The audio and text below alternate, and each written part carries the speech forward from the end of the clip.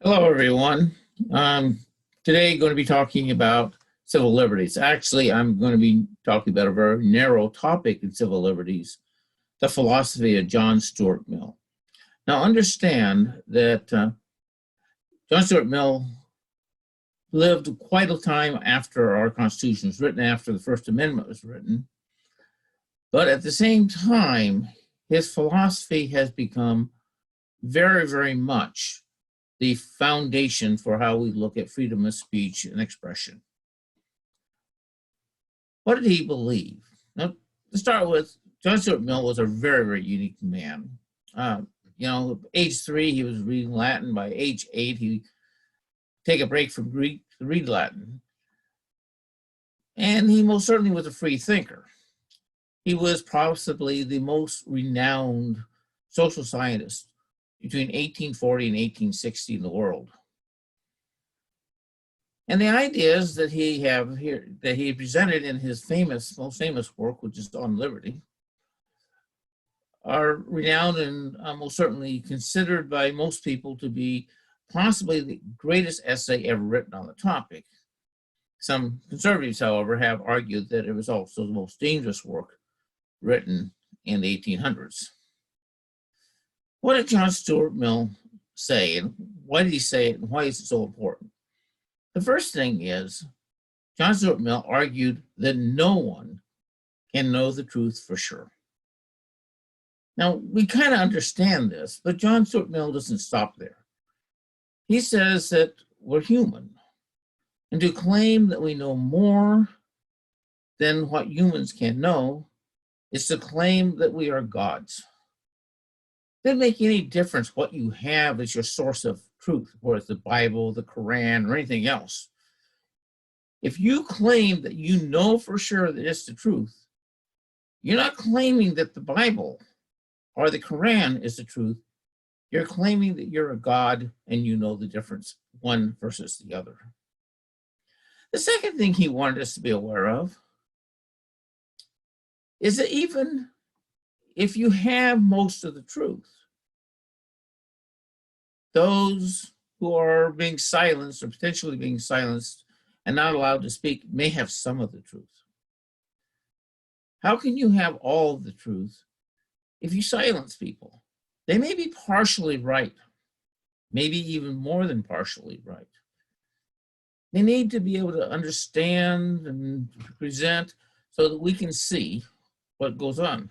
After all, people often were banned in the past who proved to be the ones that actually had the truth. Now, the third thing he argues, that let's say you're right, and you want to silence those, and somehow you know that they're wrong, by accident or however, you assume that they're wrong. But even if they're in total error, even if they really are wrong, if you don't allow them to speak up, if you don't allow them to discuss it, they have no way of finding out they are in error. So you have to let them speak up so that you can show them that they're in error, that there are better ways of thinking about this. But possibly the fourth one I find most interesting, his fourth point. The meaning of anything that we have, any doctrine, any reality we've found, basically only is true if it is relearned and rechallenged on a continuous basis. When I was a kid, being a preacher kid, I wasn't required to think a particular way, but I was required to go to church. I mean, after all, it was my dad's job. And I went to church every Sunday, and in the service, the Methodist service, and in most Christian churches, they have something called the doxology. And it's a thankfulness kind of prayer. And basically, we say, well, let things here below be like they are in heaven. Well, being a kid, not really paying much attention, I didn't hear it that way. I heard, hear me low. And for several years, I sat there, did the doxology, saying, hear me low. Nobody knew the difference. it become just rote, dead. Yes, maybe it's truth in the Christian religion, but it was dead because it wasn't thought about. It wasn't challenged anymore.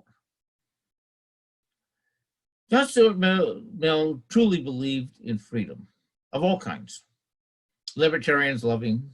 Other people do too, for a variety of reasons. But what his point here is one that I think is valid for everyone. Most certainly, some of our greatest justices, like Thurgood Marshall, believed in freedom of speech. But so did some of our most conservative justices. They believe in freedom of speech. Freedom of speech is essential for democracy. Without it, all the rest falls. Thank you very much. I'll see you again soon. Goodbye.